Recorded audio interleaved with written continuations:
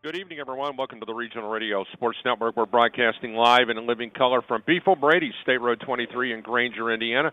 Thanks for joining us here on RSN, rsn.com. And once again, we thank everybody for listening on 91.1 FM The Globe and Globe Radio ORG. Once again, it's a privilege to put the headset on and hang out with a guy across the table who I consider a very good friend of education-based athletics here, the commissioner of the Indiana High School Athletic Association, who is with us here, Paul Neidig, alongside Tanner Camp, me and McCormish, Tiny Condry here directing traffic, and of course the legendary Dante Stanton back at the studios of 91.1 FM. And Commish, first of all, thanks for taking the time. I know we've talked about it just moments ago. The amount of attention the show's gotten before we even got on the air is great.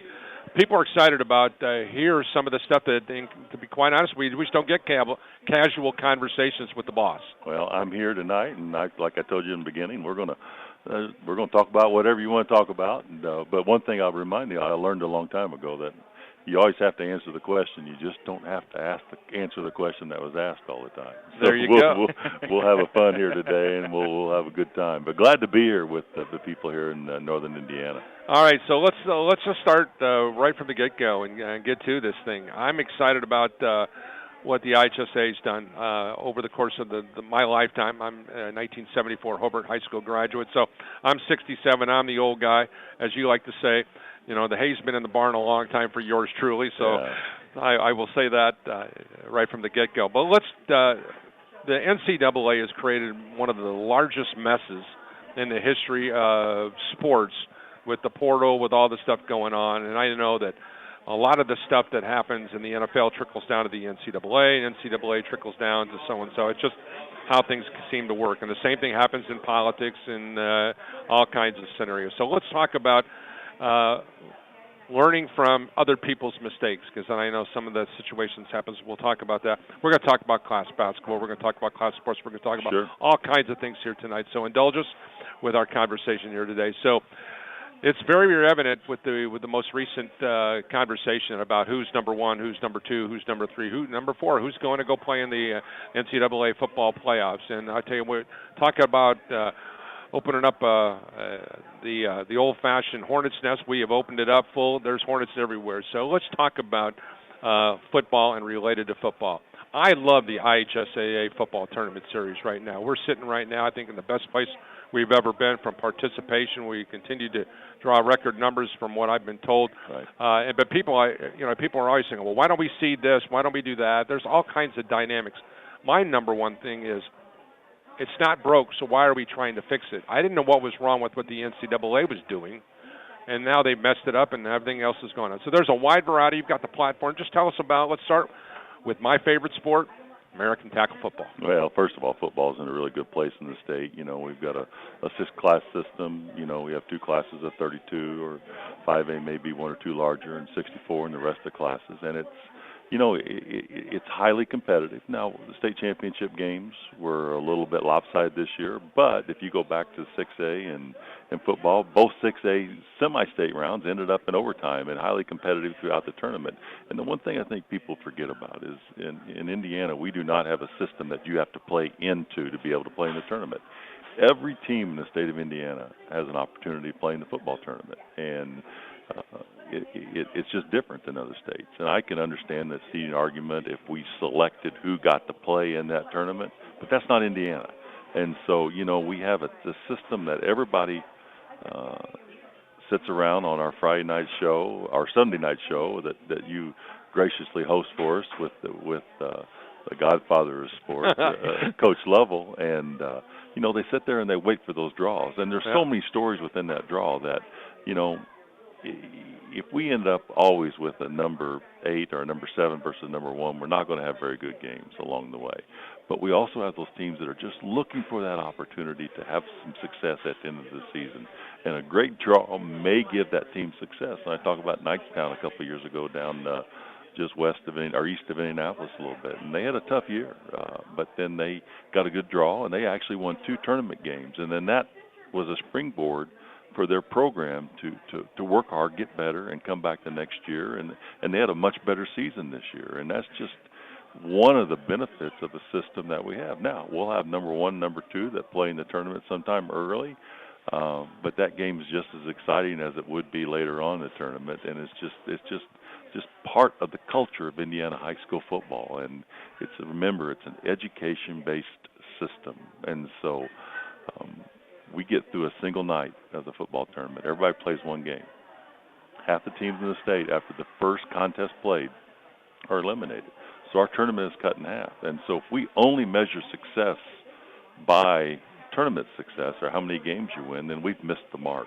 Exactly. Because there has to be something left. And the residual of that, the lessons that these kids learn from an education-based coach, that they're transformational, they're profound in what they learn, but they're also transitional into the rest of their life. These kids take those lessons and they'll carry them with them through the rest of their life. I heard a professional athlete speak earlier today, and he said he didn't remember the scores of his high school games, but he remembers his teammates, and he remembers the lessons that his high school coach taught him, and that carried him through the rest of their life. And that's why we always have to celebrate success much more than just the final score on the scoreboard, because there's success every day, and that success is going to carry these student athletes through for the rest of their life. Okay, we run into the cycle with football. We're going to reevaluate. We're going to get our enrollments. We've got the success factor. Mm-hmm. You know, there are people who are saying, hey, listen, with the Catholic schools, the private schools ought to have their own tournament. We'll just leave us alone. So there's so many different things and scenarios out there. But let's talk about the aspect of the football tournament, if we can, and the way we go about it. First of all, we got the Colts hosting the tournament in a championship situation. 1, 3, 5, 2, 4, 6, depending upon that rotates each year. So that's a really, really positive situation. We've got statewide media. You guys have brought that in-house now. I think there's always going to be the argument, well, it's not free TV, blah, blah, blah. Well, you're going to get that. But it's a different world we live in than it was when Paul graduated in 1974 or when Paul was coaching in the 1980s. So those dynamics are all there. So there's a lot of things on the table there. If there's one thing that high school football needs and I'm a firm believer in that, is it needs to be a position where our coaches get a chance to empower our student athletes, and I think that's the most important thing. We need more opportunities for our kids to get an opportunity. We're going to probably end up with about 80 Division I scholarships. When we first started the Indiana Football Digest, we had about 20. Right. So if you don't tell me that football is growing and our coaches are doing things right, then most people don't really kind of get the grasp of what we're doing. But we talk about competition. Now, this is just kind of Paul's soapbox here, but I like what we're doing. I really, really like what we're doing. But let's discuss the mindset you guys had in bringing the tournament viewing in-house, so you guys had a controlled environment. Well, first of all, it wasn't. It just kind of happened that way, and we would love to have a linear release of television throughout the state, like we've had. We've had Comcast before, and we just recently had an agreement with Valley Sports Indiana, and that agreement was good for us. It was good for high school sports. But even when we had the Valley Sport product last year, before unfortunately the bankruptcy came, and they weren't able to complete and fulfill the contract that we had. It was not our choice; it was their choice and they had to take care of business operations from their world according to their bankruptcy, but we would have stayed with Valley Sports. But even with that product, we didn't have that release point wasn't across the state of Indiana. There were still pockets of Indiana that had Valleys. Some didn't. Some people would have to subscribe. Some people would still use our network. Some people wouldn't. And we've looked, and there still was not a single release point that, we can't put on the rabbit ears on our TV and get the air signal in, and everybody in the state gets this product anymore. It's just not the way the market works. Myself, I have a subscription to an unnamed, cable subscriber that doesn't have Valley Sports. So for me, I paid my cable bill, but then I still have to subscribe to Valley to be able to watch the Pacers, because the product that I choose to watch my TV doesn't have the Pacers product. And I noticed the other night with IU on, I had to subscribe to Peacock to be able to watch the IU game. And the game, or the way the television market is just completely different than it was. And it continues to evolve. It will turn into an a la carte. And people will have to make an a la carte decision on what media, and you won't be buying a smorgasbord of channels in the future. You'll be buying what you want to watch, and whether that's a sports program or whether that's IHSAA TV. It's just the way the industry has changed. And if there's an opportunity to go with a linear release across the state, we're going to continue to see if that works for us. But right now, it's just not out there. My case in point, people will go spend $9 to $10 at the local coffee shop to buy that, and people want to whine and moan about buying the package to watch the high school football. All I have to say is to those people, they must get a life. Yeah. We're going to take a quick timeout, come back with the commissioner of the Indiana High School Athletic Association. Mr. Paul Neidig is our special guest live and in color here from our broadcast locale. Stick around. We'll be back in 60 seconds right here on 91.1 FM, the Globe, and globeradio.org. Beef O'Brady's is a locally owned, family-operated restaurant designed for food and sports, featuring appetizers, wraps, pizzas, sandwiches, salads, and wings. Beef O'Brady's also broadcasts televised sporting events. The State Road 23 Granger location has carryout service and includes a party room and outside patio. More information is available on their website, beefobradys.com, or by calling 574-271-1415. Again, that's 574-271-1415. Beef O'Brady's. Good food, good sports. The 2023 Indiana Football Digest is now available in select stores across the Hoosier State and is available online for order at indianafootballdigest.com. This year's digest is packed to the brim not only with stats and scores, but in-depth and detailed analysis on each Indiana High School Athletic Association team. It also features a section on Indiana collegiate football and quotes from coaches from all around the state, giving readers an inside look at Indiana high school football. The 2023 Indiana Football Digest is again available in select stores and can be purchased online at indianafootballdigest.com. Welcome back here on Regional Radio Sports. Paul Condry, broadcasting live for the Coaches Box here on 91.1 FM.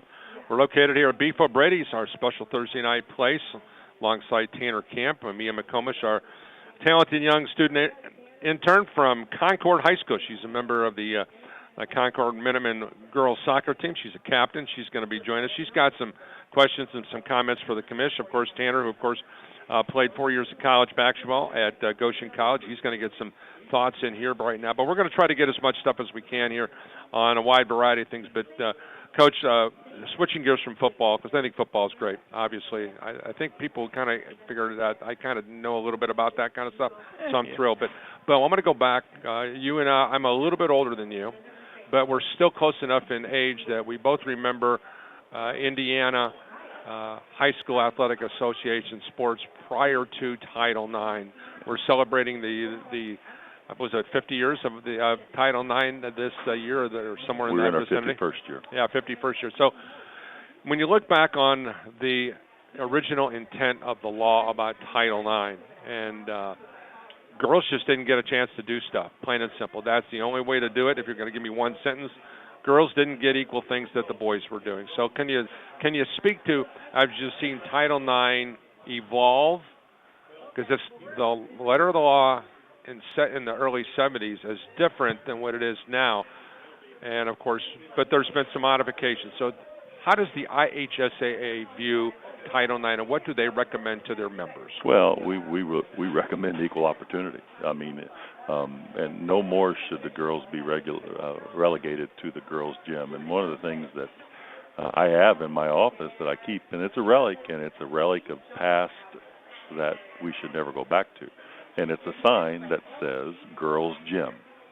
And it came out of a school in Evansville, Indiana that was taken down and put in a closet somewhere, and I was able to get that. And I have that in my office, and I have it there just as a reminder to people that come through that said, we can never go back here, because it wasn't right then and it's not right today. Pat Roy in our office was an assistant commissioner. Pat was instrumental in working with the federal legislation on Title IX. And, an interesting story about that was, Pat did not want the first IHSAA sport to be girls basketball, even though that was one of her sports. She felt that was the easy one. Sure. And I think the first one was girls volleyball at the time, and that was the first sport that IHSAA brought on as a recognized sport, and it was before girls basketball. Even though we were playing basketball, our girls weren't across the state, but the first one was volleyball. And I did that because, Title IX needed to stand for something more than just an equal opportunity in basketball. And that's why the volleyball was one of the first ones that was brought on. And so, it's every bit as important today. The legislation was right on when it was written. And the ironic thing as I talk to people today is I don't think girls sometimes, in some cases, realize what Pat Roy and people like Pat were able to do to provide opportunities. And sometimes you'll ask the question, they'll say they won't even know what Title IX necessarily is because they don't feel discriminated against within their own schools. And is it perfect? No, it's not. And we can always continue to get better along the way. But it really, truly is equal, and it needs to be equal in every way, whether it's the uniform that the girls wear, the time and when the gym's available, the quality of coaching, all the number of games you get to play, the bus you get a ride on to somewhere. All those things matter. Okay, Mia McCormish, now that you've got some thoughts from the commissioner about, and you didn't understand this until we sat down here and had dinner at Beef O'Brady's. Yeah, I did. Paul was explaining to me just when I got here about what Title IX was, and I think it's so cool to hear all of this now because, of course, you're going to have little things here and there, but it's not necessarily like within the school. Like you're going to have crowds bigger at boys basketball games than girls basketball games, right, or boys soccer games than girls soccer games. So I think it's just interesting to see the dynamic of everything and how different it is now than it was then. And I think there's still going to be little things that you're not going to be able to fix, but it's like you were saying earlier, it's good that we don't know about that. Yeah, it is. It's and again, I think the education still needs to be there, and girls should know about Title IX and why, because they need to recognize when there's a discriminating act, and so it can be corrected along the way. But I just don't think those are when that happens today. It's not the first. It's such a minimal thing anymore. It doesn't happen all the time. It's not what the driver is. It's not obvious. Again, like I said earlier, does it happen? Sure it does. And we need to fix that when we recognize that. What kind of questions you got for the commissioner? Well, just one of the things, have you noticed still, like going back to Title IX a little bit, have you noticed, like, as an outsider's perspective, the difference in girls' sports and boys' sports? Like, I'm trying to word this correctly, but just as like an outsider, well, an insider too, but the difference in dynamics and everything. Yeah, I mean, I played high school basketball in the late 70s and the early 80s, and what I see today compared to what I see then, because when I played, the boys always got the first practice time of the after school, and the girls practiced second, or if they didn't practice second, they always practiced in the second gym, so to speak. And I think those things have left us, for the most part. And those are some of the things that I see that are different, and I don't see those anymore, And I think going off of that a little bit, what I also wanted to talk about was the difference in coaching dynamics too, with different sports, because there's a certain amount of things that soccer coaches, maybe girls and boys soccer coaches, can't get away with that football and basketball coaches maybe can. So is there anything you've noticed that is the difference in dynamics of that? Well, that's a great question, but I will tell you the boys soccer programs this year led the state in the number of ejections and the number of yellow and red cards. It was much more so than even football. And so it's a culture thing. The girls were perfect along the way, are really great. But yeah, I mean, the coaching dynamic is different. And I think my goal for this whole thing is the standard that is acceptable in the classroom should look no different on the field of participation. If a coach can't cuss in the classroom, they shouldn't be doing the same thing on the field or on the sideline or in the gym or on the soccer field.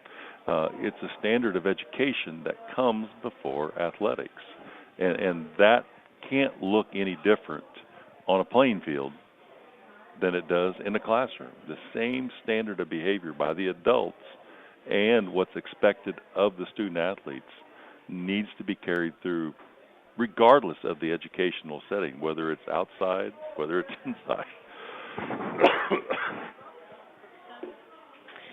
And I think it's interesting to see, too, because a lot of the coaches at my school I've noticed are teachers. Right. Like a lot of the football coaches, some of the soccer coaches, like there's that difference in the classroom and on the field, too. So that's just an interesting dynamic to see. It is. Yeah. Late coaches are a pivotal part, though, of athletics now. I was blessed because I was hired as a late coach when I was, I was very young. I was 24 years old. I had a chance to work for my high school basketball coach, and I was blessed to be able to get an opportunity to be. And I started in 7th grade, worked my way up, and had a chance to be able to do this kind of things. And I think it's important. But I will say that, Paul, looking back on my generation, our vocabulary in the 70s was not something that was totally acceptable today. Right.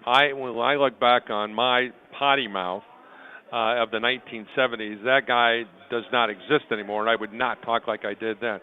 And of course, then you get into legendary stories when your players get together and they're having a little gathering, now in their 40s and 50s like they are, and that's a whole other story. I want to talk about the dynamics of moving forward with new sports. There's a lot of sports out there. People say, well, why doesn't the IHSAA have boys ice hockey or girls ice hockey or boys volleyball or, and some of the other things maybe. What about lacrosse? Or, I know one of the fastest growing sports in America is pickleball. Right. So how does the IHSAA approach those things? Is it something that the membership starts to bring to you, and how do you guys move forward with the new sport? Well, 3 years ago, we to be honest, the way the system was set up, we would have never had another new sport come through the IHSAA. 3 years ago, we changed the bylaw to bring on a process called emerging sport. And now if we have, I think it's 20 schools participating in a sport, they can organize and they can come to the association and they can ask to be recognized as an emerging sport. And then if our board of directors approves another opportunity, because they all are opportunities, as an emerging sport, then we begin working with them as staff at the association.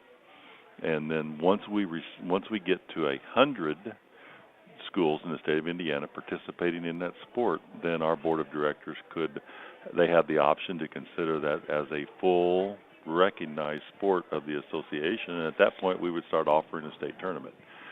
Case in point, we have 2 that are in the emerging process right now. We have girls wrestling, and they're in their 2nd year, and boys volleyball is also in their 2nd year. And in both of those sports, we've seen significant growth. In year 1, girls wrestling, we've got some preliminary numbers on, and they continue to grow. And I think girls wrestling is probably on track to be considered for a full sport at our annual board of directors meeting in early May this year. And if that happens, next year we'll have a girls wrestling state championship just like we do the boys.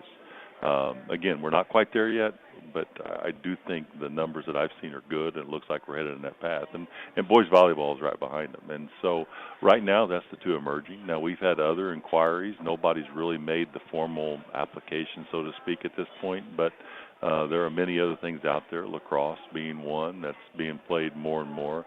Hockey's a tough one for us because there's just not a lot of ice in the state of Indiana. Yeah, that's for sure. And so, there'll be some others come along. But, again, we now have a process that we can bring other opportunities along or into the fold of the association and potentially offer state championships in the future. You talked about new sports, and you guys have really worked courageously towards some things I think it's amazing, and that's unified flag football, unified track and field, giving kids who have difficulties, I'm just going to use that terminology, an opportunity to be involved in athletics. So let's talk about the initiatives with the unified sports. I know we're going to be doing a story in the next edition of the Indiana Football Digest on unified flag football. We think that's a pivotal thing. Working with the Colts, I can tell you right now, the flag football for girls as well as for boys is something that it's important to the Colts.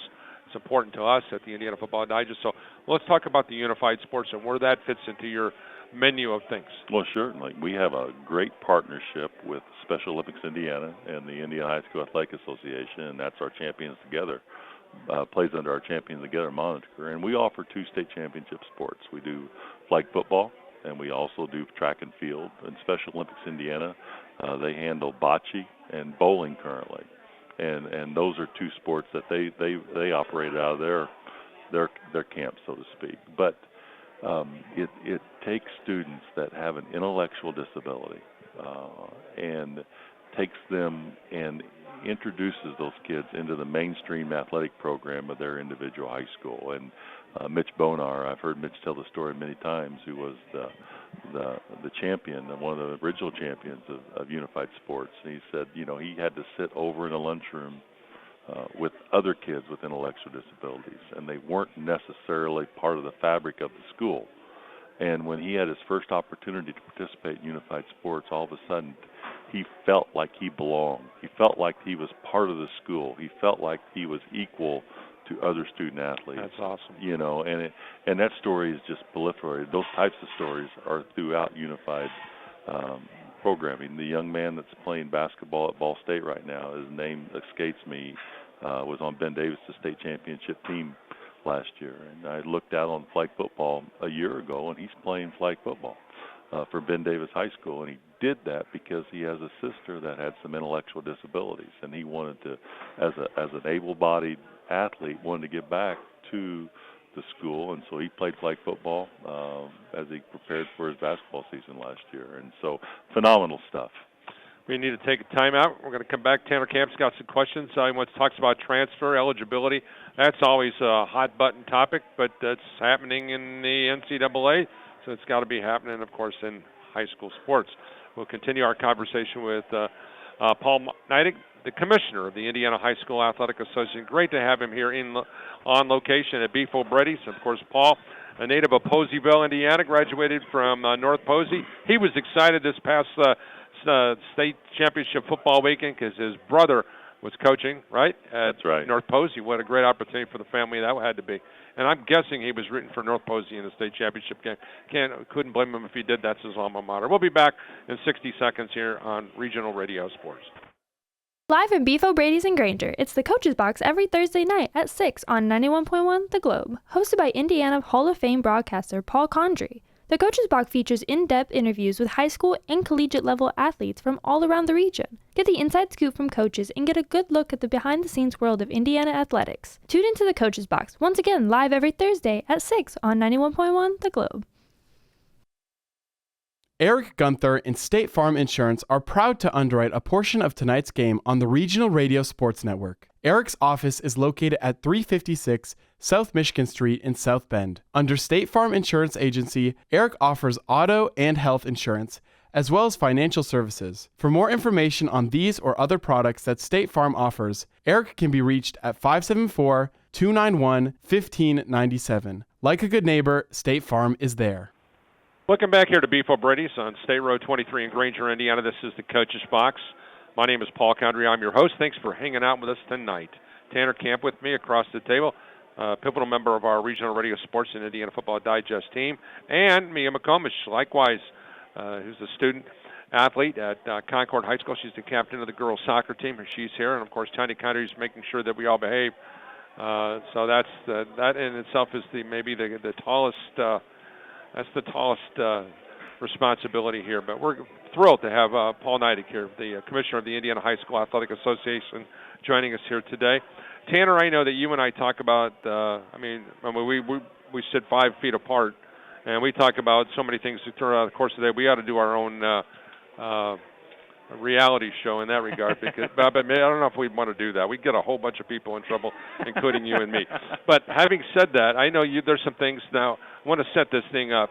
So Tanner, you grew up in northeastern Indiana, and you drove from where you grew up in Fremont, Indiana? Fremont, Indiana, yep. And you drove to Fort Wayne, yep, to Canterbury High School. That's so correct. You were in a situation, so you made an act. Your parents decided that this is going to be the best thing for you. And I want to throw it out to Paul, and I know that you don't mind mentioning it. Tanner's got Asperger's, and so he's in a situation where he kind of gets it, but he felt the best thing for him was to be in an environment like Fort Wayne Canterbury High School. But also, the case in point of how awesome the unified stuff is, Tanner has also gone out to have a really great start to his career, spent 4 years and played college basketball. So don't tell me that people can't do things despite some of the difficulties they have. So now that I set you up, what kind of questions you got for the commission? Well, here, Paul, the reality is, I was fortunate to get that opportunity. Yes, the drive was long, and yes, it was difficult, but by the end of the day, it helped me get successful because everything that you want to do, you want to see these athletes compete, but by the end of the day, just like the NAIA, you want the student to come first in student athletes, and you want that if kids are going to transfer from point A to point B, that it's for academic purposes and obviously not for any athletic reasoning. And an example now in this area is South Bend Clay. Obviously, by the end of the school year, they're officially going to be shutting down, and so now the kids have to decide, well, where am I going to go next? So just speak to a little bit about that process for when a student athlete is ready to move on to a place that will hopefully set him or herself up successfully, more importantly in the classroom, far and beyond than on their respective playing field. Well, I think there's a lot there to answer that question, but the association has had a transfer process for many, many, many years, and it's there to, first of all, we process about 3,500 transfers on an annual basis. Wow. And of those 3,500 transfers, about 92, almost 93% receive full eligibility. So there's multiple paths to full eligibility. But all those have to start with a non-athletic reason. And there's varied reasons. People move, and people go between divorced parents, and God forbid people have to go live, the students have to go live with the grandparents sometime, or, their school may close, like with South Bend Clay coming up. There are multiple reasons. And we have about less than 1% of the student athletes in the state of Indiana that file an annual transfer receives no eligibility. We had 28 last year, and we had just a little over 200 receive limited eligibility, which means they're only able to play reserve athletics in the sport they participated in the previous year. If, let's say that you were a soccer player as a freshman and you transferred schools, limited eligibility only goes with soccer. Everything else that's in the school's offering has full eligibility if you didn't play in that sport in the previous year. And so we want to maintain opportunities for kids, but the thing that we always have to protect against is displacement. And because the education side of athletics is more important than the athletic participation, we really struggle when that student athlete may lose that opportunity to participate. And if there's an athletic motivated, an athletic first transfer of a kid or multiple kids that go from one school to the next, it's our belief, and we know this, we see this, there's a student athlete that's not going to be on the varsity, not going to get the varsity minutes, they may not make the team anymore. And we believe that lesson for that child is every bit as important for the best kid who makes a team, who comes on and transfers. And then if you think about the experience, if we have an opportunity for just, you take a large populous area in Marion County, for instance, if you draw a 20-mile radius of Crispus Attucks High School, that encompasses about 75 different schools. 75 schools within a drivable distance of one high school. So if there's not an athletic transfer process, then you're going to see the team of the year, and you're going to see the AAU coach recruit these kids in. And then I like to say we always saw hope, and that hope is that maybe your season wasn't as good as it was, and you've got another year left, and you go back into the gym, you go back into the weight room, you get back working with your coach to get as good as you can the next year, so maybe you can have more success the following year. And I can also see scenarios where, and AAU coaches, they do a great job with kids, but a lot of them are focused on what they get out of sport before they're focused on the education aspect of the lifelong transferable lessons for the student athletes. And that's certainly more important to us than the group of the best kids getting together to try to falsely manipulate a system where they can possibly win a state championship, because that success comes at the detriment to somebody else who we think is doing it the right way along the way. That's a great point. Mia, and I know you've got a question for the commissioner. Yeah, one of the things I remember talking about earlier the other day was how a lot of these college teams are, like, the transfer portal is really big right now. And they're transferring, they're entering the transfer portal before their season is over. Yeah. So they have still these bowl games left to play. So have you noticed any of that within, I know a lot of it happens after the season is over, but any of that within like mid-season or before their season is about to start, and how different that? You know, it never, we're starting to see a little bit more of that. Matter of fact, we're going to look at some bylaw changes that specifically speaks to transfers mid-season. I've seen a few cases this year where a team has started off maybe 0-4, and the student athlete and the family try to transfer to a team that may be a little bit better, or maybe they had a run at the state championship last year. And so those are some things we're going to have to look at in the future, because and these are not kid issues that we deal with in our association. These are adult issues. These are parents that are trying to manipulate the system along the way, and kids are fine playing where they play. They want to play with their friends much more than they want to. They care about all that, but parents push students into things that in situations that they don't necessarily want to be part of sometimes. Mm-hmm. Well, no, and you know, Paul, that's the key thing with it is this. With all this comes into play is that if it's a situation where a kid is trying to transfer, just whether to play a certain sport or the case, sometimes, as you mentioned, it's the parents, as you mentioned. By the end of the day, when it comes to that process, it's the parents who have to kind of help you with responsible. And for a kid, depending on how their age, between 15 or maybe 18 years old, that's a lot of pressure for them to have to sit into that type of environment and really kind of have potentially a season, whether it's at the JV or at the varsity level, because of this adult issue. So that's just a lot of pressure, and for some of these kids who are still trying to grow up and trying to figure out whether they go to school, whether they are going right into the workforce. Right. So it's really a big factor for the parents to help the kids kind of stay at ease or help find a way to propel them for the most successful factor, as we've mentioned, not just on their respective playing surface, but most importantly in the classroom. No, and I think you and I both had an opportunity to play college basketball. At the end of the day, that was a great experience. But at the end of the day, I'm working for a living like everybody else.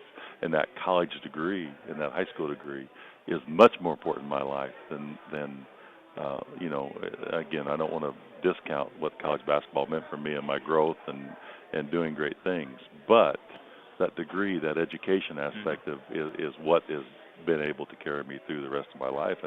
And for a kid from Poseville, Indiana, that could pick a lot of watermelons and load cantaloupe and throw hay really high in the barn, you know, athletics gave me an opportunity to sit here and do what I do here today. When you think back on Indiana high school athletics at age 67, yours truly grew up hearing stories of Oscar Robertson, Indianapolis Crispus Attucks. I grew up in Northwest Indiana and in Hobart, Indiana, and had a chance to watch those great East Chicago Washington, East Chicago Roosevelt team. I got a chance to hang out and get to interview in the early stages of my career some of the greatest coaches, Ron Heflin at Gary Roosevelt, Skip Collins at Valparaiso. I can go on, I can give you a laundry list of who's of people, and I've been blessed across my lifetime to be able to be with people who each and every day make a difference in people's lives. The Coaches Association at their respective core has an organizational feel to it. Right. The Indiana Football Coaches Association, the Indiana Basketball Coaches, baseball, we can go up and down the line. I'd like for you to kind of share with us how the IHSAA works with all of the different associations. And I'll start with football.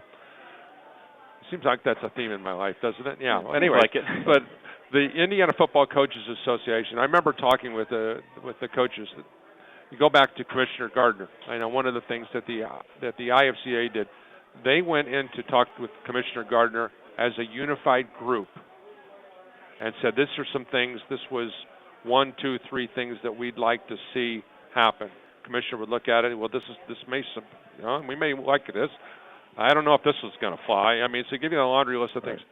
Now, I honestly believe that when we kind of went through the whole basketball scenario, changing from single class basketball to the Indiana basketball coaches, and I'm a big fan, don't get me wrong, but they weren't as unified as the football folks were. One group was here, one group was there, and because I kind of get that.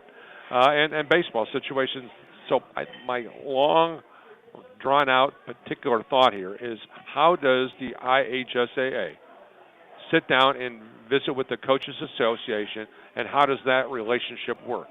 Well, I think it's a very good relationship, and the football is a perfect example. And as an example, right now, baseball and softball coaches have been, they've pulled their membership. They've looked at what they want to make changes and potential bylaws would be. And now we're not talking about playing rules. We're talking about, rules, how we operate tournaments and different things with the association. And so they've got a list, and they've surveyed their membership, and they're going to come in and they'll present to our board of directors in January. And then our board of directors will listen to what they have to say, and every year we make some changes. We alternate, like this year is a team sport year, next year will be an individual sport year. But our assistant coaches work very close with their coaches association, and excuse me. I just sat down last weekend at the football state finals and had a chance to talk with Dave Land and Bob Gaddis and listen to some of the things that are going on with the Football Coaches Association. So we welcome the collaborative approach to sport, because my staff, we're not in the gym every day. We're not on the field with kids.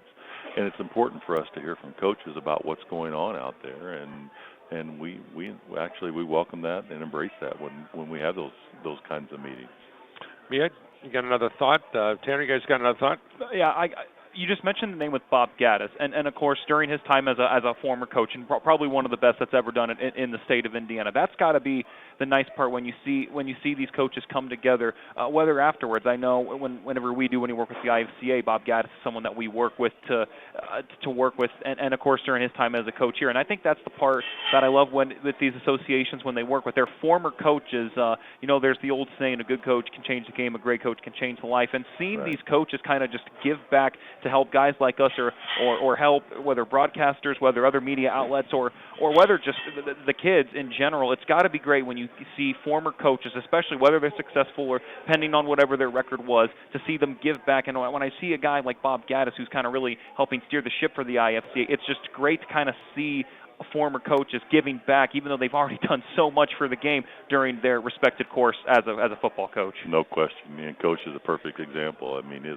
He's so respected. And so whatever coach, it's like whatever coach says, people are going to listen. And if Bob thinks it's good for the game, then we better listen to what Bob Gaddis has to say. And we have those coaches throughout all of our coaches association. It's just not football, but there's multiple places. And again, it's education-based people. It's people who are teachers first, that really care about the quality of the game, but more importantly, the development of the student athletes. We do have some hot-button concerns in our state. I think you would agree that probably the one is the shortages of officials. I want to talk about that when we come back out of the timeout. That's something that's vitally important. I also want to talk about some of the other things that are on the plate, including as we continue to expand sports. How do we look at that? Heath Shanahan's done a nice job of putting together a network of things that where people are going to get a chance to view sports that were never even available to the human eye before because of technology. And that's exciting because those things are on the table. So we're going to come back. We're going to continue our conversation with the Commissioner of the Indiana High School Athletic Association, Mr. Paul Neidig, will join us right after the break here on 91.1 FM The Globe and globeradio.org. Beef O'Brady's is a locally owned, family-operated restaurant designed for food and sports, featuring appetizers, wraps, pizzas, sandwiches, salads, and wings. Beef O'Brady's also broadcasts televised sporting events. The State Road 23 Granger location has carryout service and includes a party room and outside patio. More information is available on their website, beefobradys.com, or by calling 574-271-1415. Again, that's 574-271-1415. Beef O'Brady's. Good food, good sports.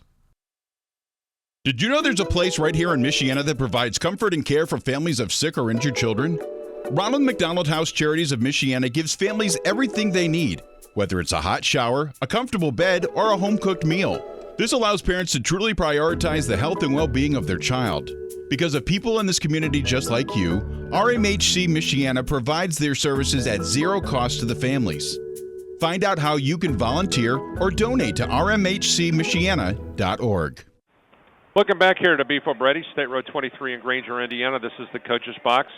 My name is Paul Condry, alongside Tanner Camp, Mia McCormish with us here today. Mia, a member of our intern team. Great to have her with us. Mia, I know you've got some thoughts. Your dad's a teacher, so let's get with that. Also a coach, so you understand the dynamics of what it's like to have someone who's a coach and a teacher in your ear all the time, which is a good place to be because I think coaches are life changers. So I know you got a thought for the commissioner. Yeah, my dad, he's definitely been an influential person in my life, but he teaches at Concord, and he was the JV girls soccer coach this year. And I kind of wanted to ask about the topic of coaches and teachers and how important you think that dynamic is, and if you think that it's important for teachers to be hired as coaches within the school. Oh, I think it's very important. You know, and the association used to have a rule that if you were a basketball coach or a football coach in the state, you had to be a teacher in that building. And you know, times have changed obviously, and we're not able to. We don't have that rule any longer. But I think at the end of the day, that coach that's also a teacher is the best case scenario for schools, that they can hire that person, because it's about the development throughout the entire day. Practice is one thing, but also seeing your student athletes in the lunchroom and in the hallway and other sports that they go out and participate in and are able to mentor throughout the entire day, not just on the playing field at the end of the day, I think is so important for student athlete development. And so yeah, coaches that are also teachers, that was always my goal when I was an athletic director, to find somebody that was a teacher that could also coach something along the way, because I knew they were going to have the relationship with kids that they could teach. The sport will come along with that.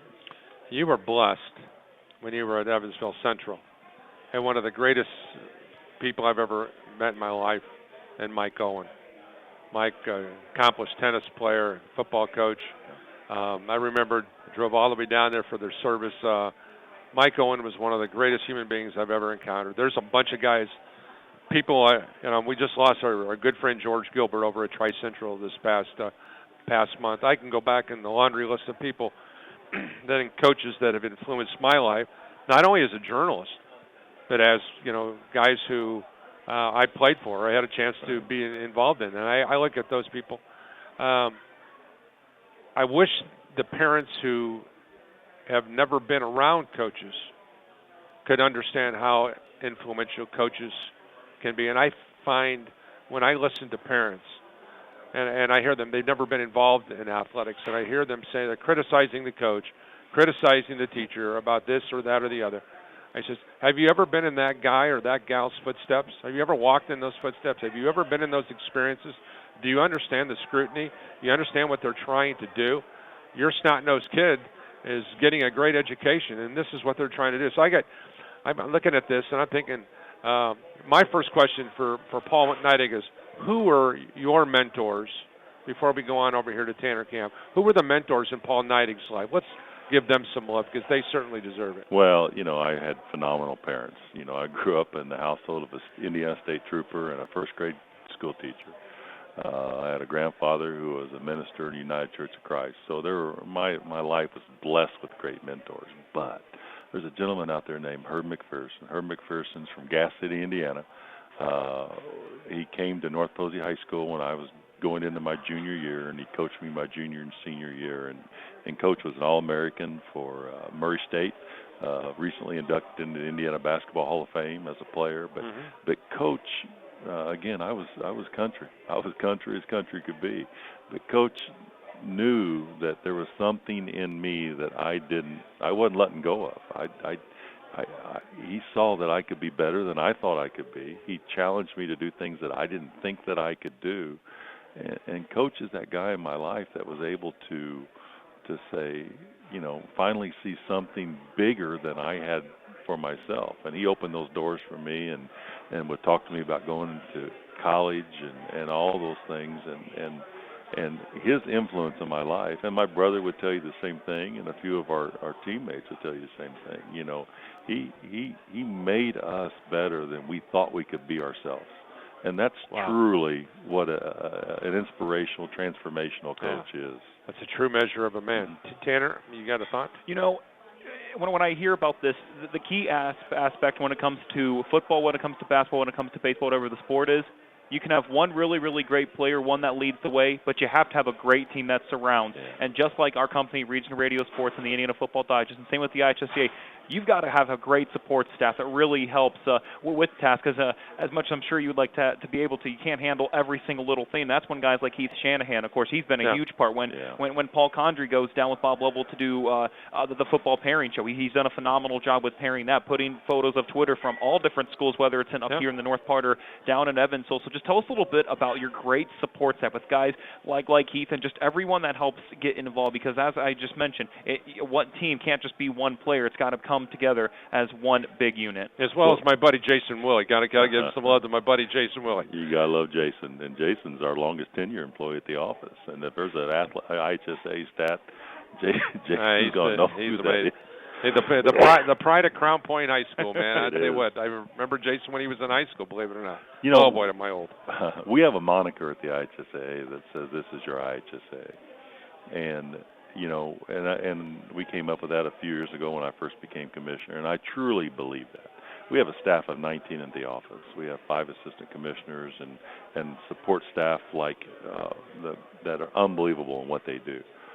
But that's not what we still have. 410 member schools that have athletic directors that run their athletic programs, that host our tournaments, that do things within the confines of the IHSAA as a member organization. We're a not-for-profit. We take no tax dollars. We have we're a 501c3. We have people who volunteer across the state. And these athletic directors make us successful. Coaches make us successful. People who come to events make us successful. And that's why This Is Your IHSAA is so important. This is not Paul Neidig's show. I have a small moment in time that I get to touch this organization and the people that I work with on a daily basis. But then this team is so large. I mean, each of you here on the show here tonight are part of this team, because you care passionately about education-based athletics and you promote it whenever you can across the state. And from radio stations from one end of the state to the other, to newspaper reporters, to locally owned papers, those are part of the lifelong. They're Team IHSAA, and that's how big this organization is. We got it. Boy, we're running out of time already. 2 copy points that I've got to bring up, and one of them is really close to my heart. I've run the Colts Coach of the Week program since its inception. I remember sitting down with Bill Brooks and the Colts and talking about the Colts Coach of the Week, or the Coach of the Week program. The first 2 teams were the Cincinnati Bengals and the Colts. They said, this is what our concepts were going to be. So they say, okay, Paul Condry, you're doing this football book. We're going to throw you in here, going to run this thing. And I have watched how the Colts Coach of the Week program has expanded to other initiatives and this and that and this and that. And then a few years later, then all of a sudden the Colts come by and say, okay, we're going to sponsor the IHSAA football tournament series and go on in there. And likewise, the Pacers have done that. But I'd like for you to just discuss those 2 pivotal partnerships. I can only speak on behalf of the Colts because I get paid from those wonderful people. So they've been tremendous. I know they appreciate the IHSAA, and I think there's that mutual love between the 2 institutions, if you will. I think that's exactly right. And I was just, before I came here today, I was at the Farm Bureau complex there with the Colts, and we had a Kiwanis award for Marion counties, and Brooks, Bill Brooks was there, and Mike Pryor was there, and Pete Ward was there, and I had an opportunity to have the microphone for a minute. And the one thing that I tell every crowd that I can, Indiana is different. Indiana is different, and the organizations such as the Colts care about high school sports. And high school sports, you mentioned the number of Division I athletes earlier, Paul, and part of that is because the Colts have made football relative and important in the state through the Coach of the Week program. We play in the best. We're one of the few states that play indoors for our state championships. And the Pacers, or the Colts, really care about development of high school sports. And we're working with them right now to see if we can develop some girls' flag football opportunities in the state. And then the Pacers, again, the same mold. It's grassroots, Indiana value, support of student athletes, and the Pacers and the Fever have that same lens that the Colts do, and it doesn't happen. I see this from other states. I have an opportunity to talk to my colleagues from around the country, and they all ask, how do you have this type of relationship with the Pacers, the Fever, and the Colts, and how does that work? And I said, it's natural, it's easy. They want to be part of this. We're not begging them every year. They want to be part of this development of high school sport across the state. How do you stay away from hot-button political and religious issues that are going on in today's woke society? Because that's got to be the craziest thing, because the first thing you do is, we got to do this, we got to do that, we got to do this. How do you stay in your lane, if you will, and say, and this is what we do? How do you do that, Paul? Well, it's difficult one time, and I remember Michael Jordan said one time is that he said Republicans buy tennis shoes too. And I think we have to be respectful of all points of view, and whether it's whatever your religion is, whatever your beliefs are, and whether you're Democrat or Republican, and this day and age when there's such polarizing views on everything, we have to work diligently to keep it out of sport, because sport is still about the teammates, regardless of what your political views. I've had teammates from college and high school that have complete opposite political views than I do on things in life, but that doesn't mean they're not my teammate. That doesn't mean we can't work collaborative. And I think the lessons that the world needs to learn a little bit more is about sport and the things that we're taught as being part of a team. And I think we lose those, and we work really hard not to stay out of the political fray, because it's not fair to kids if we would get in the middle of that. Heath Shanahan's done a wonderful job of putting together a group of opportunities for grandparents and parents, service personnel, right, who are halfway across the world to be able to watch their kids or grandkids, whatever the case may be, by making some of the sports that are available. Certainly we know that football, we talked about that at the top of the show. But can you speak real quickly? You only got about 3 minutes to go, but can you speak real quickly on the importance of the IHSAA Champions Network and how that's going to play itself out into the future? Well, it's continued to grow, and it was one of those products that we've had for quite a while. And then COVID came, and then it just exploded. And then we thought we'd take a step back because of people being able to go in person. That hasn't happened. We've continued to grow, even though we've moved on beyond COVID. But it's an opportunity for, first of all, the one thing I'm most proud about, it's an education-based broadcast system. We have over 170 schools and education-based programs across the state that are teaching kids to be broadcasters, the next generation, and they're putting on those products within their local communities, and there's a release point on Champions Network. And, we want to make that as robust as we can, but it has to maintain a learning opportunity for students to work with their instructors and education-based programs. So, again, we want to continue to grow. We think it will. We know it will. And, we talked about it earlier. I wish it was free, but it costs money to put things on air. And so that's what our goal is. And so we're going to continue to develop this program so people across this world can watch IHSAA opportunities. 60 seconds remaining. If there was one thing that you think we didn't discuss today about the pure landscape and the enormous responsibilities that you guys hold in your hand that we may not have discussed, is there something that our listening audience needs to understand about the IHSAA? Well, I think we've talked about a lot here, Coach, and I think but I always will go back to this. We have to understand that the decision-making structure of the association is on the last student athlete who makes the team. We have to make decisions for those kids because the experience is more important than the number of points scored, number of goals scored. And we always have to make sure that experience is protected along the way. A system that's just developed for the best is fun, but it's not focused keenly on an education-based system. And that's what I think that we have to make sure that people understand what our mission is, and that's what that is, the last kid who makes a team. Mia, you've had a chance real quickly. You've got about 20 seconds. You've had a chance to hear the heart of the IHSAA. Has some things been an eye-opening experience for you tonight?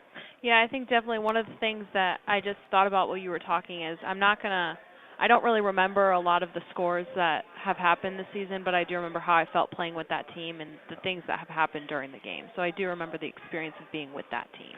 Yeah, I don't remember any of them either. I can remember my teammates, but no scores. Tanner, real quickly. Yeah, I hit the same thing, and it's just great to have a commissioner that's able to come up, discuss this with us, and really just kind of help understand the importance of that education-based athletics. All right, that's going to do it for our program. Special thanks to Dante Stan for spinning the dials back at the studios, 91.1 FM. And once again, don't forget, we're privileged to be a part of the IHSAA Champions Network, and always a privilege to be able to be with Coach no matter where we're at. And don't forget, folks, our good friend Bob Lovell, Indiana Sports Talk across many of these fine radio stations. And, of course, Tanner will be calling in tomorrow after his high school game tomorrow. You've got Concord at Penn. We've got a boatload of high school stuff as well as college stuff this weekend. So make sure you tune it in to Regional Radio Sports Network for all the details. That's going to do it for us here at Beef O'Brady's. For all of us at our broadcast table, I'm Paul Condry. God bless you all. Semper Fidelis. Good night, everyone.